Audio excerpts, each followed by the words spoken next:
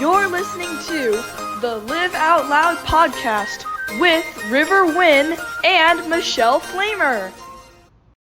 Good morning, River. Good morning, Michele. You know what? I was thinking about Robin Williams this morning and how much I miss his genius. And it was like, good morning, Vietnam, that whole classic movie. So anyways, good morning, River. I love it. Good morning. I love how bright and chipper you are right now. Hey, I went to the farmer's market. It opens at 7 here because it's in summer hours.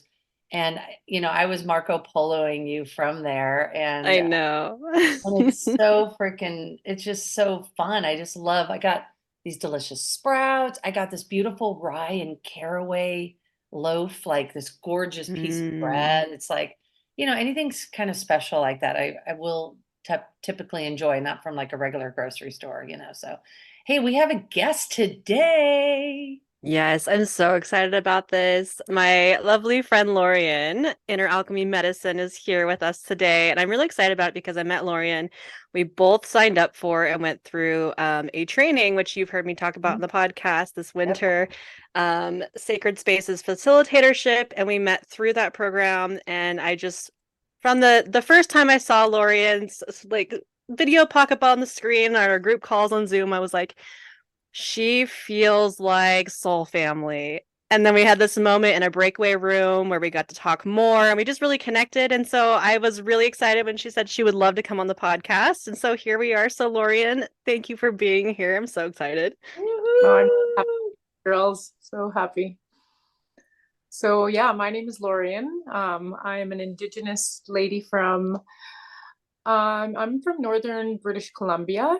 I was born and raised in the Grand Prairie, Alberta area, which is close to BC, just on the border. And I was raised in a small community called Kelly Lake, BC. And right now I am living in Kamloops, BC, and I do a form of bodywork called Ortho-Bionomy. I've been practicing Ortho-Bionomy for the last couple of years. I'm almost done my general practitioner. I should be done by the fall. And I really love Ortho-Bionomy. It's just such a great modality, a healing modality that I found.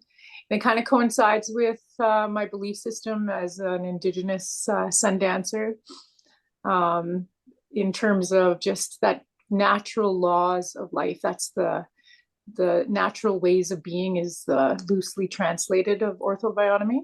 And it just, it really reminds me of my Indigenous heritage. So I was really drawn to it and I'm really grateful to be here and happy to talk. Can you teach me what that is? Because Yeah. I've never heard of this before. I hadn't heard of it until I met you. And so I'd love to hear just even, a short synopsis of what is that? What does it look like? Well, Ortho-Bionomy was created actually by a Canadian who was a Mennonite who moved to England after he served in the army in Canada.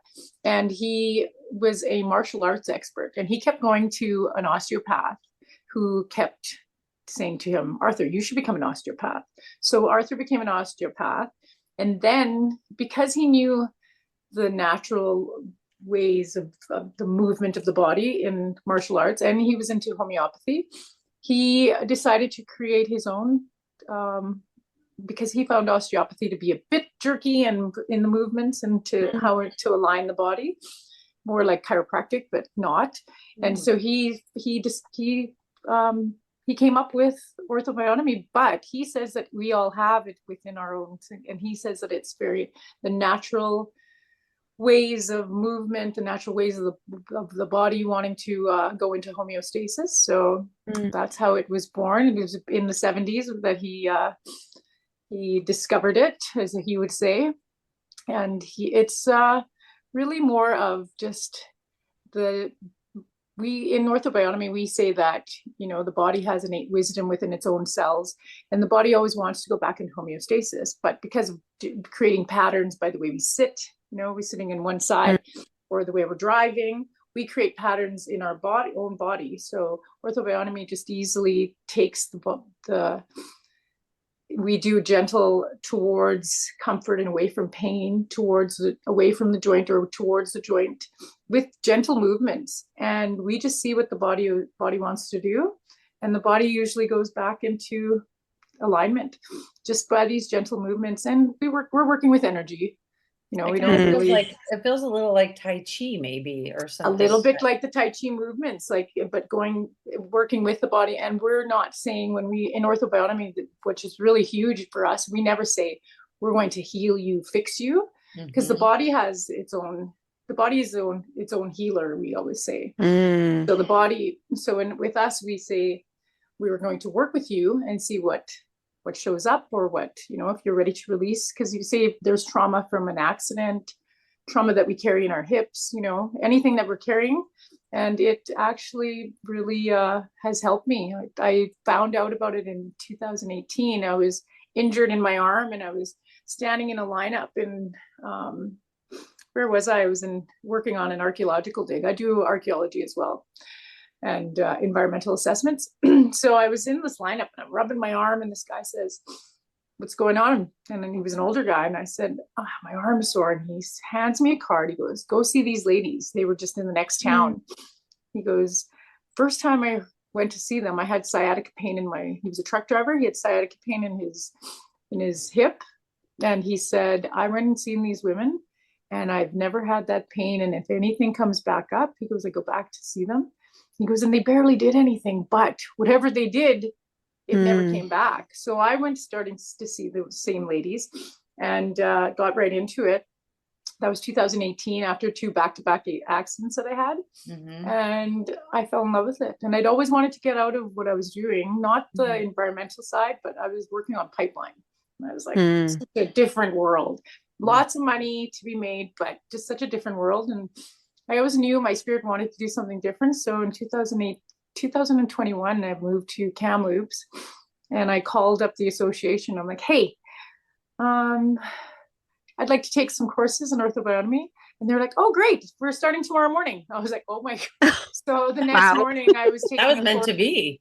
Yeah, so it was meant to be. And it's been a great journey learning how to ground myself in Ortho-Bionomy. Very beautiful women and that I've worked with, and some men that I've worked with along the way, that I've learned the modality, and teaching me to, you know, understand the energy of our own energy. And, you know, when you're in the energy of another person's energy field, it's almost like dancing with them when you're in Ortho-Bionomy, because you're moving, you know, towards whatever they say. And it's very interactive. You'll ask them, "Do you prefer A or B?" And it's just so beautiful to feel that energy moving out of the body when it goes, because I never even had any idea that I could. That sounds a lot more fun than at the optometrist, where they're like, "A or B." And you're like, I can't even tell the difference between that Z, like with the A and B. Like, they both look blurry. It's like, I know. Well, sometimes in the body too, in the body too, sometimes you'll say, "Well, I didn't really feel a difference." And there's no right or wrong answer.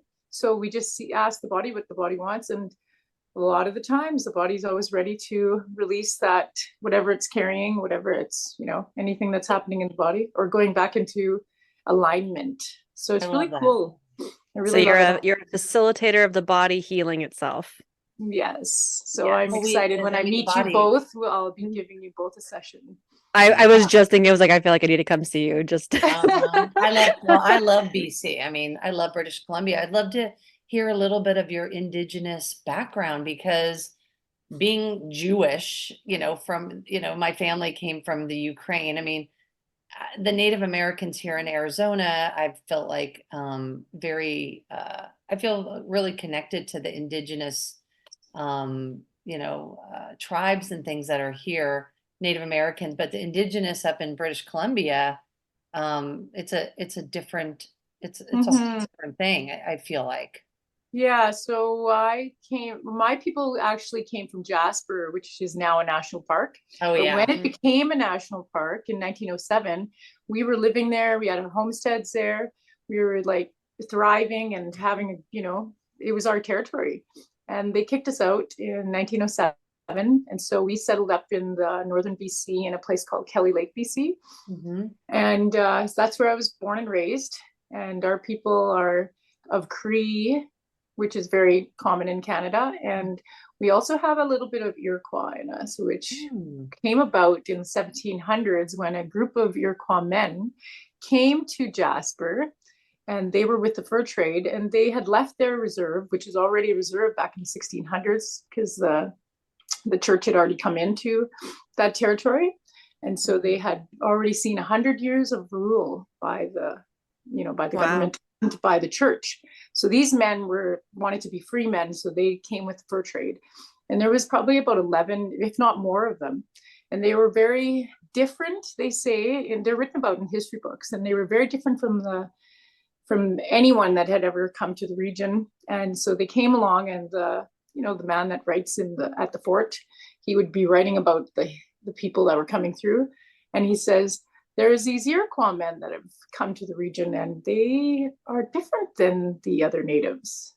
And themselves. Do you know how they were different, or how they carried themselves in a different way? Like with an almost, was it very like about American, like very like almost American in a way? Yeah. And so they carried themselves in a different way. So rude and bold and loud. Like he said it was almost like they thought they were, better, not better than everybody, but they carried themselves in a way that wasn't that Native people like were more they weren't humble like most. Yeah, they had an air Indigenous about tribes, them, like but there's not no that they thought they humbleness were to that. better, but they just knew that they were expert guides and expert, they brought along the fur trade. They were the ones that were carrying the men in the canoes across Canada. And so they had come to the region, and they were very well known as expert guides and whatnot. So anyway, they married the Cree and in the Jasper region, and then we have that little bit of heritage of the Iroquois, which was Mohawk from Ganawage. Whoa, that's cool. Yeah. So anyway, so then they came to Jasper, they married the Cree, and then that's how we came to be. And but we all speak Cree. We don't speak Iroquois or anything like that. So we didn't. So wait, do you have elders that you can speak Cree too? Cree? Oh yeah. Wait, how do you? I'm sorry if I say it wrong. Can you spell it? Cree, K-C-R-E-E, Cree. Cree. Okay, there's no T at the end or anything. I didn't know. It's just Cree. Cree, yeah. Cool. Not Korean, Cree. No, Cree. I get it. Yeah. Anyway, yeah, and so that was then, and then we've lived in a place called Kelly Lake, BC, and we never signed treaty with Canada, so we never had that where the native, where the government was coming in and taking away all the kids in Canada and then putting them into residential schools. We missed that process of that.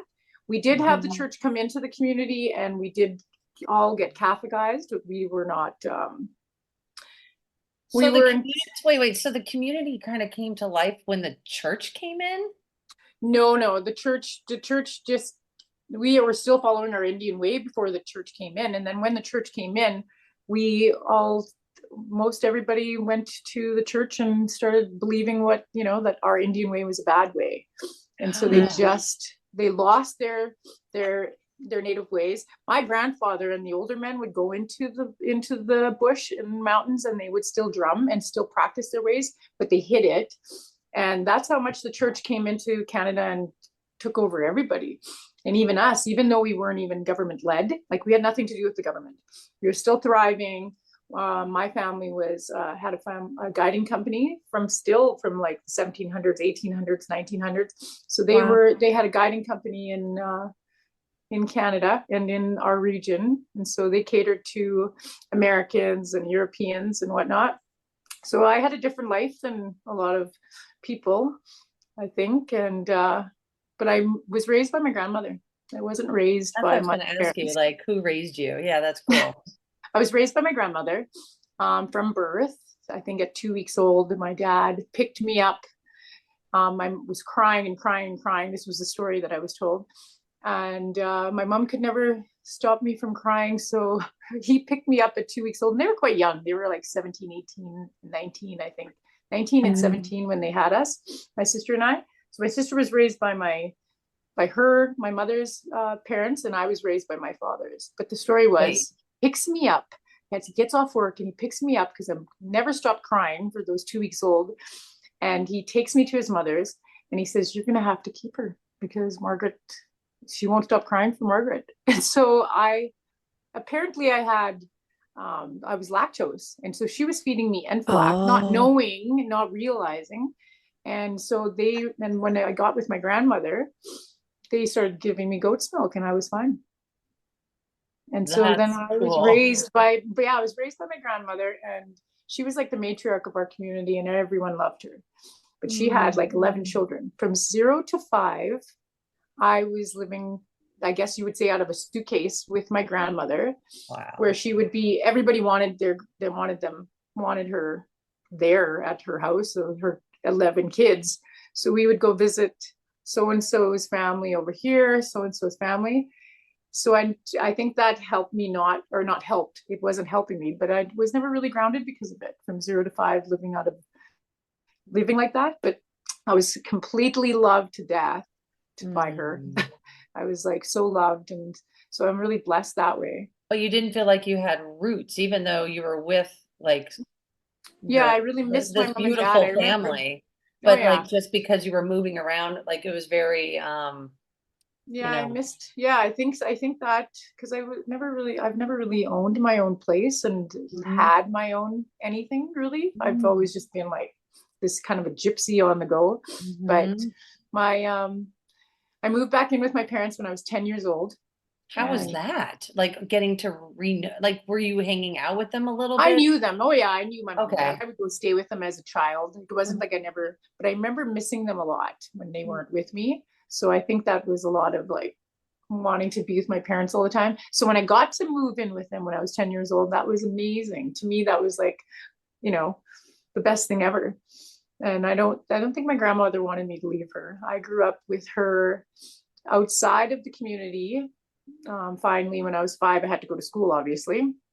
So they took me to a little German community outside of Dawson Creek, BC. And I went to school there from kindergarten till grade 5. And I had no idea that I was Indigenous. Like I knew there was something different about my family, but there was in that little German community, nobody ever said, you're an Indian or and so we never, and I grew up with my cousins. I had 2 aunts that I lived with one aunt and my grandmother and my aunt's 3 children. And my cousins lived across the road, and we grew up like on a farm with goats and chickens, and just a really different way to be brought up, Indigenous, where I wasn't feeling like I was segregated or different from other people. So that was kind of cool to be brought up that way. Were you able to settle a little bit in that moment? Like and those, then we were more. Yeah, I think so. I don't know. I guess so. I was just this fun-loving kid. I was like, loved to sing, dance, and do all these things. I was in piano lessons when I was from grade 5 or from kindergarten to grade 5. I was in piano lessons. And then it was kind of a culture shock because then my parents took me back at 10 years old. And I visited them a lot, and they were quite young. So my dad his father had passed away when he was probably 17. So he had wanted to find his own way. And so he made his own name for himself because his father had the guiding company and his brother ran it after that. So he'd left and he went down to southern BC. And when they came back, I would go visit them down there, before I was 10, when I was little. But when I was 10, when they took me back, they moved us back to our native community called Kelly Lake. Wow. And that was a culture shock. When we first got there, I remember the kids we were related to everybody. I remember my dad saying, these are all your cousins. And I was like, okay. So we get there and we're pretty excited, We're like, are you back with your sister at this point too? Yeah, I've got a sister now. I was still thinking about her. I'm like, well, where's your sister in this? Anyway, my sister, she came back. My parents took us both back. She was a year older than me, and we had a little brother and sister. So we all moved in together, got a new house in Kelly Lake. My father worked for Canadian Mortgage and Housing, and he built houses for everybody. So we had houses, and this is a native community, but we're not anything government led or anything. We're just a community. People buy their land and build their houses. So everybody worked and everybody was doing their thing. So we moved there. And I remember we go to a birthday party and we brought potato chips and we were pretty excited. We're like going to hang out with all our cousins. And we get there, and one of our cousins, he's a bigger guy, he says, "Oh, look, it's the potatoes." And they brought some potato chips. And we were like, "What?" And he goes, "You guys are, what does that mean?" "Well, you guys are brown on the outside, but you're really white on the inside." And we're like, "What? What do you mean?" He goes, "Well, you didn't get raised here, and You've been living off the res, really, is what they're yeah, saying. well, it wasn't really a res. It was still a native community, but all Right. native people. And we were like, huh? Anyway, but then we got along really well with them after, and everybody took us in and treated us well. So it was a great place to actually be brought up. Our school teachers were, one of them was an Olympic athlete. And in this community, like I said, they had that little bit of Iroquois background. So these people were very competitive, and everybody was on the honor roll in my school. Everybody was into being an athlete and running. And we were all athletic. We were all really good in school. And yeah, it was a really great place to be brought up for a native community. And was the community pretty tapped into like spirituality and their practices? Like, no, we were very or was it more of Catholicized. the colonized? No, we were colonized, very colonized, because the church had come in. And Yeah. in that time, I think the only way you can get on in Canada is if you did assimilate. And because we weren't segregated and living on reserve, we were able to be, I guess at that time they were called free Indians, because we were allowed to go into town. There was still racism, but it wasn't as bad for our people because we weren't on reserve. And so yeah, it was a different time for sure to be brought up, but it was a good time for us. What do you take from your childhood into your today being you today? Like, how does that show up for you from not I feeling think, able yeah. to, just all those different moving parts before you were even 14, really? Yeah, I think, I don't know, like for sure, like I told you guys, I didn't feel very grounded, but moving in with my parents, I mean, was a good experience in terms of how we were raised in that little community. It was a good place to be raised for sure. And most of the people that I know that I grew up with, they're all doing really well. Like, athletes still, all have great positions in life. And I just think it was a really good place to be brought up as an Indigenous person, but we did lose it. Like I said, River, we were colonized. So even though we weren't part of the treaty process, we were colonized. But I think when I was 17, my dad went to his first sweat lodge and brought us with him. And that's when we started following our Indian way. Like, we didn't have any idea about it. And then we went back to our Indian roots. And I say Indian, I shouldn't say it, but in Canada, there's still something called the Indian Act. And it hasn't been abolished. It's a really terrible act, I feel like, but Canada still has it in place. So yeah, it's kind of I should say Indigenous. I don't think a lot of Native people don't like the word, but because the Indian Act is still active, I still sometimes say that word. But yeah, it's Indigenous for sure. But yeah, we just found our Indigenous ways after that. So was your dad did he kind of lead the way with that, or were you all kind of headed in that direction, or was he kind of the one who was like starting to explore it and connect back to it and then kind of brought it back to you all, or what was that process like? It was just our family, and he had gone to, I think he was sitting in a sharing circle, and that's how it came about. And so it was just, I think it was all meant to be for sure. So then he sundanced. He was at a Sundance, watching a Sundance, and somebody at Sundance had come out. Like, if you're in Sundance, you don't get to eat or drink anything. And somebody fell, like, and they were, I think, on the second day, and they couldn't make it. And the Sundance chiefs looked at him and they said, "Hey, you're in." And he was like, "What are you talking about?" No. And he was like, they were like, "Yeah, you're going in." So he went in, and that was his first time sundancing. And then he completed 4 years and then earned the right to carry a pipe.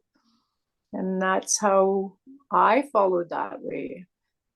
And that's how my journey began with sundancing. So when he was doing that, were you going as well? Yeah, we were going to watch. We were still Yeah. kids. Like, I was still like a teenager and like 19. I was having children by then. I have two sons, by the way. I haven't even mentioned. I have two sons, and I was, yeah, I was a young teen, and when he started, and then we watched him going through the 4-year process, and he followed the Sioux way. He didn't follow a Cree way when he sundanced. So we followed that way as well. And I started sundancing. My Sundance journey started in 2009. And I believe from talking before with you, does the Sundance happen in the US or is it in where you're at in Canada? Because I know you travel into the US, so are you traveling to the US for it, or is it happening in your area? So when we first started, they were coming up to Canada and doing it in Canada. So the Sioux were coming here, and it was people from all over, and they don't discriminate and say only the Sioux can dance. So it was a lot of Cree. We had people, the Mi'kmaq from the East Coast dancing with us. So anyone, and we even had people from Germany that were wanting to be sun dancers that came and danced with us. So the Sioux were very yeah, go ahead. So if you're living like in Arizona, there's powwows. And so I'm really familiar with like the powwows, and they make God dang, that fry bread is delicious. Yes. But Kaden loves it with honey. But is it similar to that powwow vibe? Okay, can you paint a picture with your words for us that kind of describes what all the sun dancers like? Are you guys in just no regalia?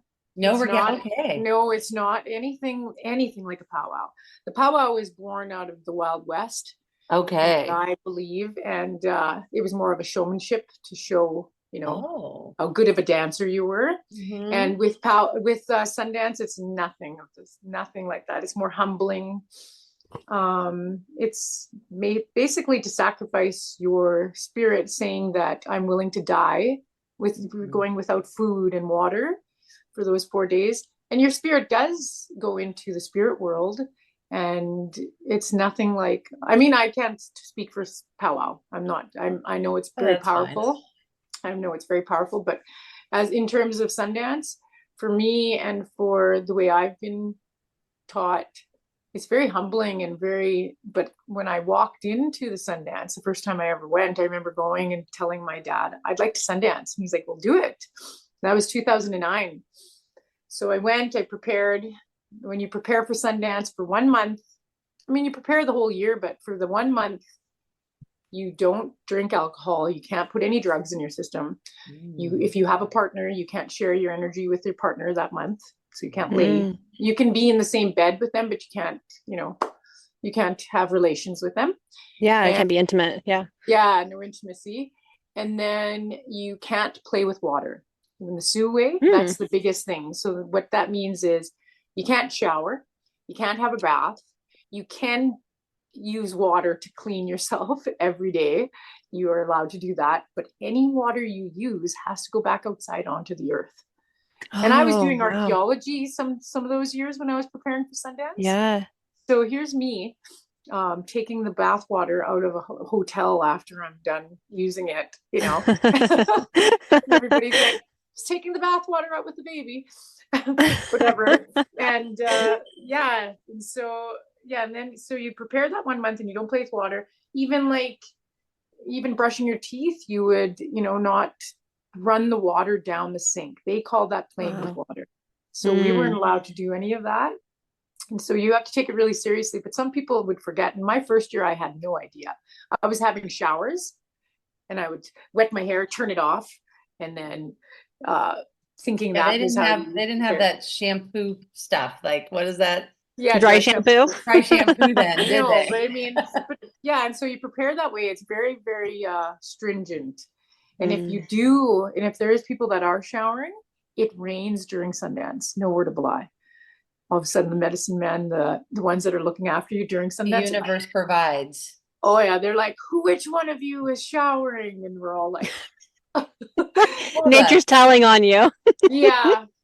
So anyway, and then you prepare for that month, and then you get to Sundance. And when you get there, you have to prepare by making 405 ties which are prayer ties with tobacco, and you make, you know, so many black ones, so many red, yellow, and white, and they come up to, you know, 405, and then you have to make 75 on top of that to go around the cherry tree. So one goes around the big, there's a tree called the Tree of Hope that they cut down, and this tree has given its life for Sundance to go on. So when we get to Sundance, we all walk to a place where one of the Sundancers has a vision, and he finds the tree and he runs to the tree, and it's usually a poplar. So they cut the poplar down, and the poplar can't hit the ground. If the poplar hits the ground, Sundance can't go on. So they bungee cord it, and these men are like all standing around. The women are waiting, and the men get the tree down, and then they carry it on their shoulders back to Sundance. And when we replant it for the 4 days, it actually stays there for 10 days. And they plant it, and then it's all ceremony right from that. It's so fascinating. So it was actually made illegal in 1883. And then, you know, the natives said no, and it was then unbanned in 1934.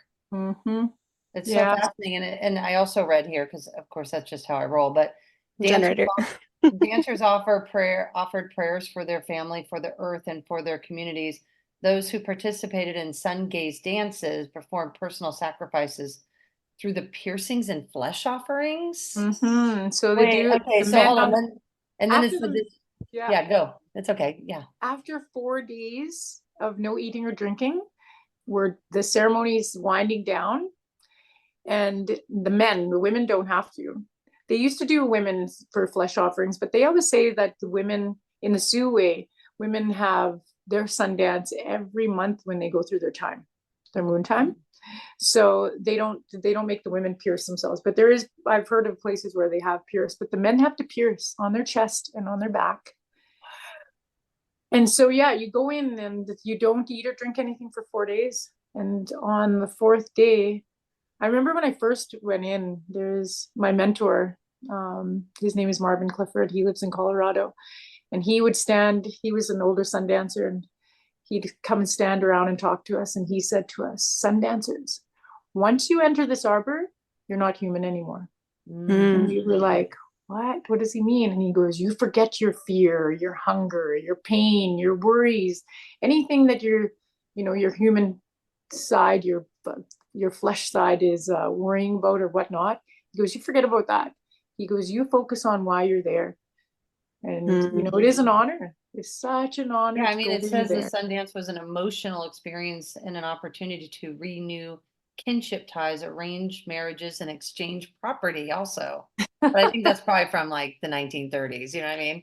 Yeah, I think that was more for like where they would meet like in the summer times, and but for us it's more of like a death and rebirth. You go there and you're letting go of an older, of a side of you that you're ready to let go of, and you're renewing yourself. So it's a death and rebirth for me, and it's the most amazing thing.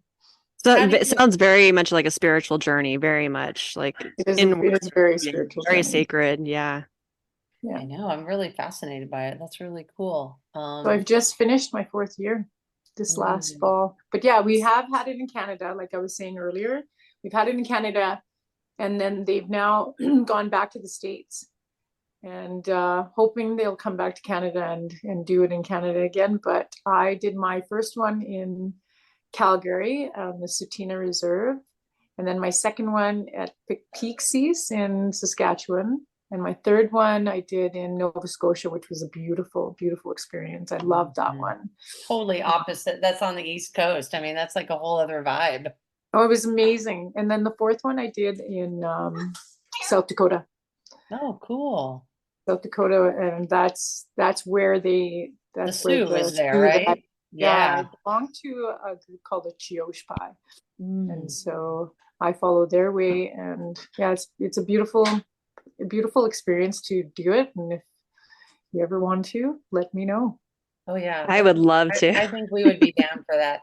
How are you using this? Like, like walking through the world, like, okay, like for instance, it's Pride Month. I'm using this as a very like basic, no one come at me, with this shit. But so like I always think when I'm walking around as a gay woman, like it's only a part of who I am. Like maybe I present, like maybe you look indigenous, and so we present in a certain way, but it doesn't mean it's like all of us. How do you walk through the world, and like how do you feel like you're seen, and do you lead with your indigenous side more often than not? I'm just curious, like, and how you kind of balance all of it within yourself.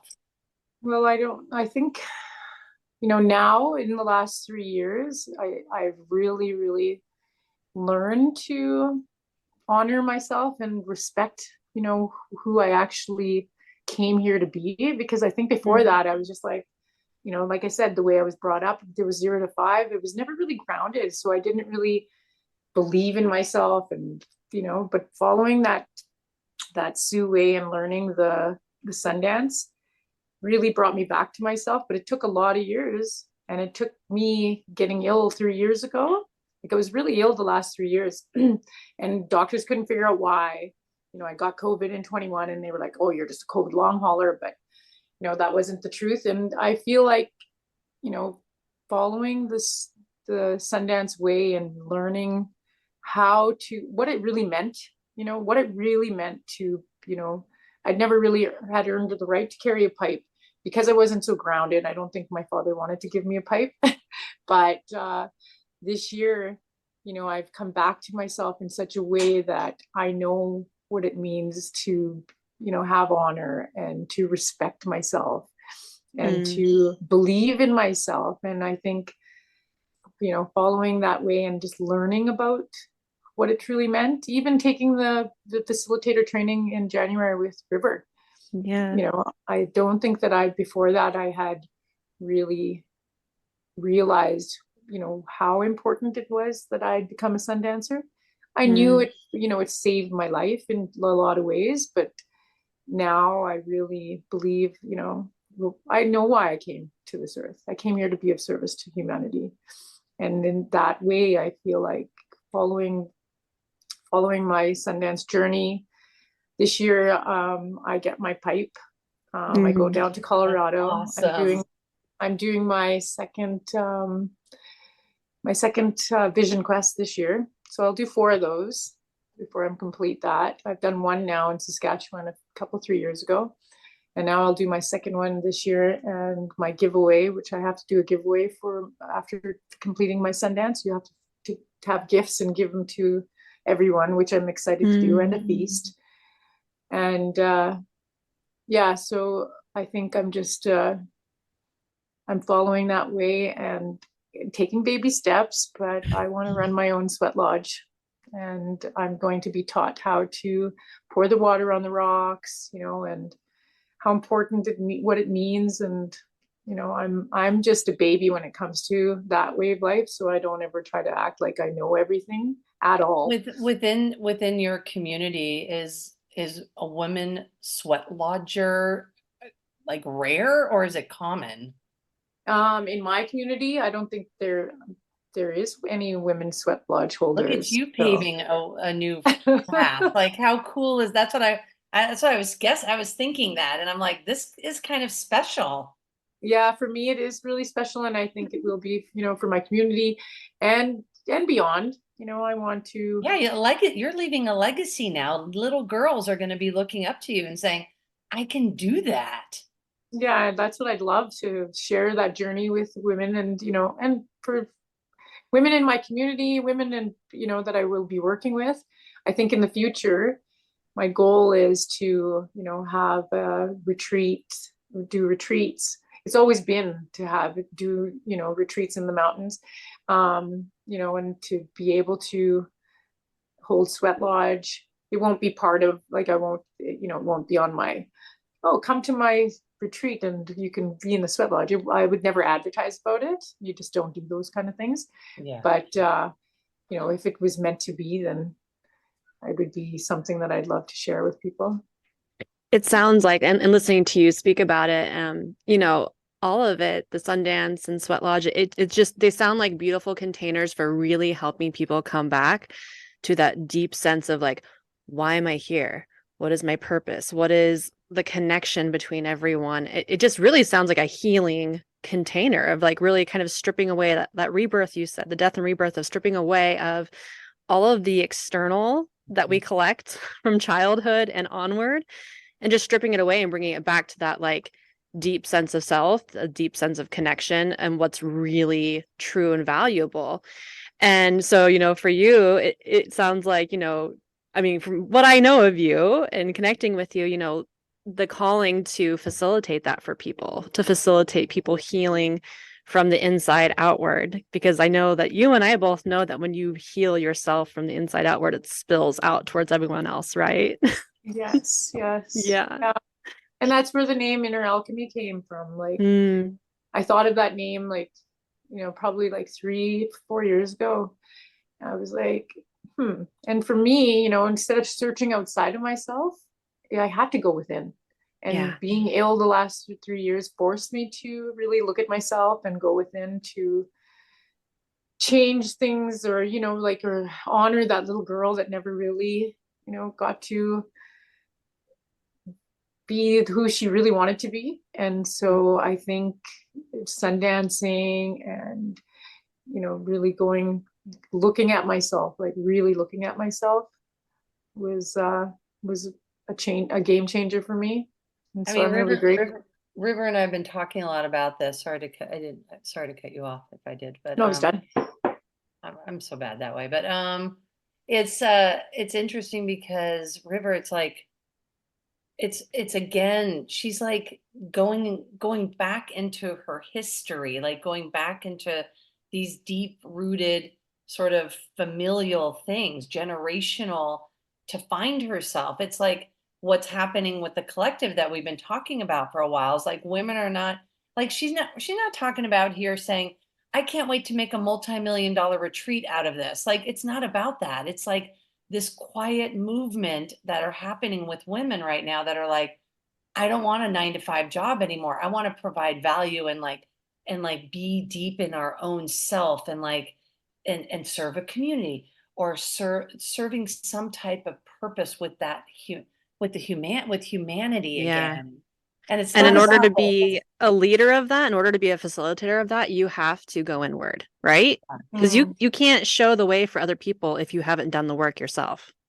And we come here and we go through things in childhood, and we sign up for these lifetimes where we're like, oh, there's pain and there's all of this, but all of it in some way or shape, form serves a purpose to help us get through our shit. So we can come to the other side of it and shine a light for others who are coming along the path behind us. Yeah, I think my goal for sure is to work with women and really help women see themselves and come back to themselves. And for me, this is like a remembering, like you said, like, going back to my roots. Yeah. But being in Sundance and doing that way of life, it really feels like I've done it 1,000 times before, before even this lifetime. I feel more at home in Sundance and in the ground, in the arbor, than I do anywhere else, and in nature. So do you feel like you have new stories and new beliefs about who you are now?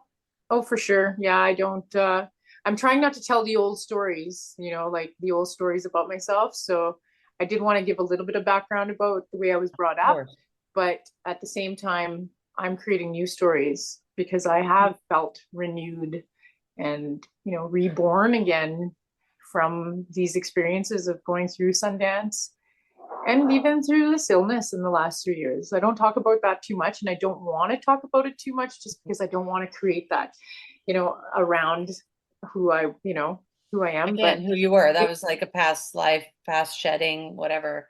I think it's important to just think present tense and like where you are now and how you want to show up in the world. I think it's a really beautiful story about it's a homecoming for sure, coming back to yourself, that you didn't feel grounded walking around as a little kid 0 to 5 because you guys were moving so much and you didn't even get to go back and live with I mean, these kinds of stories we don't hear about in America very often. Like you were raised by your grandmother and then you then got a chance to live with your parents again at age 10. Like, I mean, I just can't, I mean, I can't imagine, like, can you imagine like your kids, River, like all of a sudden, like I'd be like your kids wouldn't be with you for another 2 and 3 years. Like, Well, I think the beautiful thing about the story that I took away, you know, in you sharing that is that you were still connected with your family. yeah. Oh yeah. And I think that's very different than most of the stories you would hear here. It's like when kids are removed from their parents here, usually in the US, it's like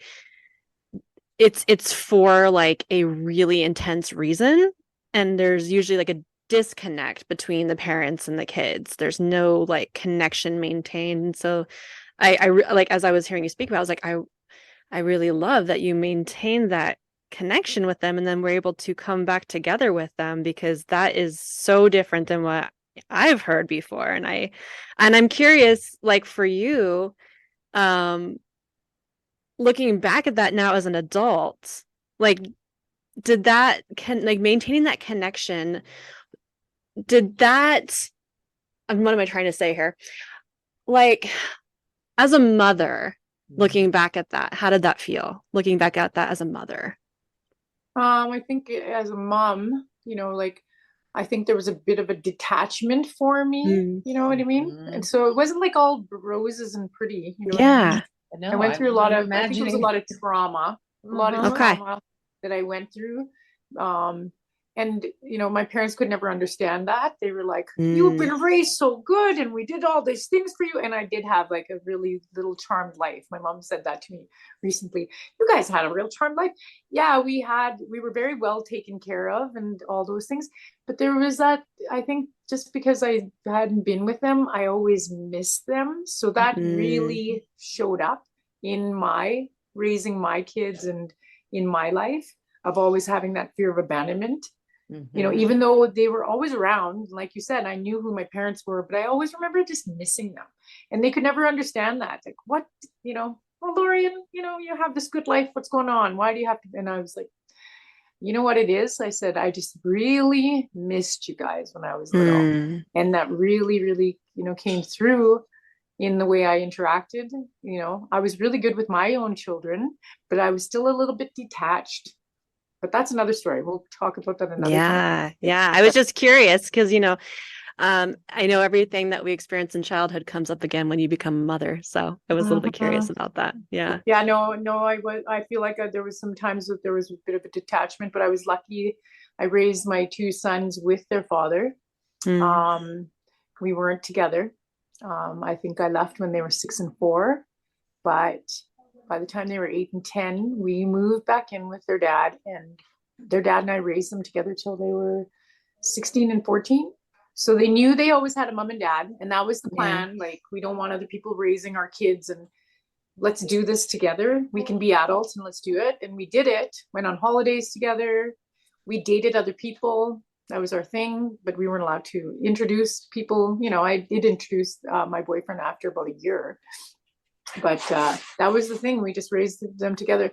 But in doing that, I remember when they were 8 and 10, we were looking at pictures of when they were really little, and they were like, Dad used to be your boyfriend? And I said, yes. How do you think you got here?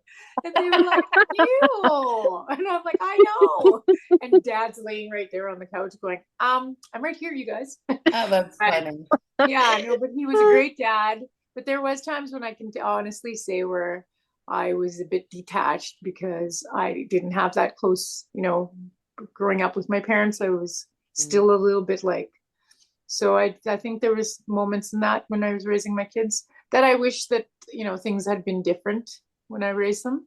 Because there was times when I would just be able to leave because their dad was there, and I would just go off and gallivant and go into party mode and do my own thing. But it was easy because I lived with their dad. Yeah, but he was a great. What are you manifesting now for the next? What's your 2 to 3 year plan? We know you said the retreats and stuff. Is there anything else that you're sort of putting out into the universe? You know what? I think for sure, being more grounded and getting land and having a home. because I honestly have never owned my own It's home. time. It's Yeah, time for you you've to said build your that, own roots. yeah. Like you rooted yourself from within. Now it's time to take that out into, Yeah. the real, like the 3D space. Yeah, for sure. That I do want to do that, even though I just put all my things in storage. I'm like, where am I That's going? fine. But I'm leaving it up to the universe, Mm. and I really feel guided now. And I asked them, like, where do you think I should be? Like, and I have huge amounts of faith in You're in my surrendering to it. yeah, and I was like, where am I supposed to be? Where am I going to be of utmost service? And I woke up in the morning, and no word of a lie, I turned my phone on, and my friends were like, hey, would you be able to house sit for us in Edmonton, Alberta? And I was like, are you kidding me? So I'm going to go in July to house sit there. And then I just did a Indigenous health and wellness expo in Edmonton, showcasing Ortho-Bionomy. Look at you. And the event organizer who lives in Edmonton was like, hey, she said, I host corporate retreats and I would love to have you come and facilitate with me. I was like, what? So that's on the horizon. I think you know where you need to be. Yeah.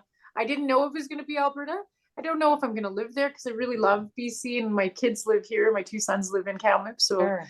I don't really want to be too far away from them, but maybe they'll come to Alberta. Maybe it's a halfway point. You know what I mean? Maybe the halfway will be Jasper. My family's like, you should be in Jasper, go back home, and that's where you should be starting your retreats. And so we'll see what happens. I'm just leaving it open to the universe. And that's where my plan is the next 2-3 years, is to see where it's taking me, in terms of being grounded.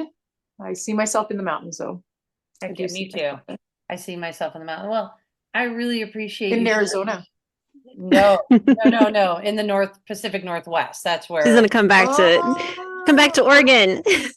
That's where I feel the most at home, is up in the Pacific Northwest. That's why I love BC and all the way through the Yukon to Alaska. That whole area is like magic for me. It's just I'd love to come to Oregon when you move there. Invite me and I'll come down there and show you both Ortho-Bionomy.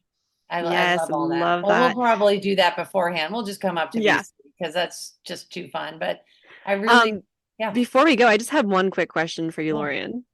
Speaking back to like the death and rebirth process. If there was one thing you could tell another woman who's just in the thick of that, going through the rebirth, death, letting the old stories go, like, what would you tell someone who's in the thick of that?